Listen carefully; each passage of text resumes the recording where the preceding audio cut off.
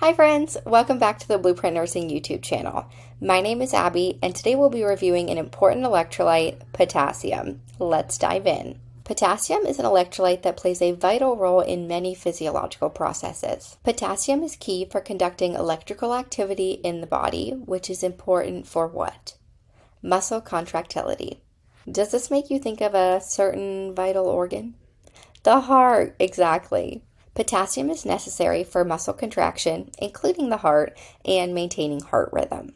It also plays a key role in fluid balance, nerve function, and blood pressure regulation. So we obviously want our clients educated on maintaining proper potassium levels, so where can they get it from?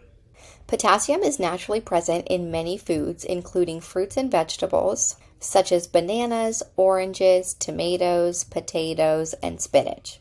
Encouraging a balanced diet is a great way for our clients to take in sufficient amounts of potassium.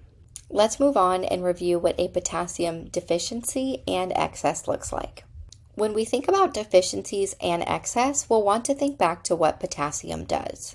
It plays a role in muscle function, nerve function, fluid balance, and blood pressure regulation. So when we have too much or too little of potassium, we'll see that reflected in these areas. Hypokalemia, or potassium deficiency, is defined as an abnormally low potassium level in the bloodstream. This can be caused by a diet lacking in potassium-rich foods, excessive loss through sweating, diarrhea or vomiting, or certain medications like diuretics. Certain medications, such as insulin administered through an IV, can cause a potassium shift, which can temporarily lower blood potassium levels. Now on to symptoms. A client presenting with hypokalemia could have muscle weakness or muscle cramps, fatigue, abnormal heart rhythms, constipation, and increased urination. Treatment will depend on severity and the underlying cause, but is usually managed with dietary intake or potassium supplementation.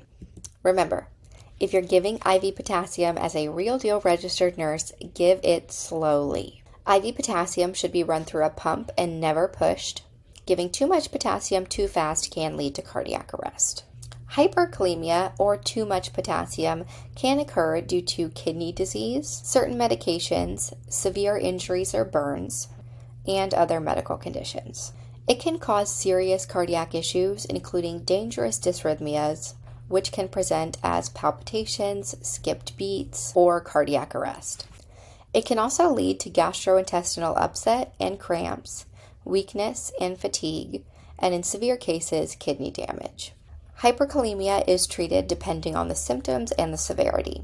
This may include dietary changes, medications to enhance potassium secretion, or in emergency situations, IV medications to lower the potassium levels quickly.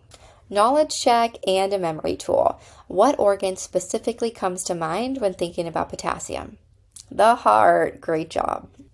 A little memory tool to help you remember symptoms of low potassium and high potassium are that hypokalemia, or low potassium, can cause muscle cramps in the lower extremities, and hyperkalemia, or high potassium, can cause abdominal cramping, and the abdomen is above the legs, so low goes with low and high goes with high.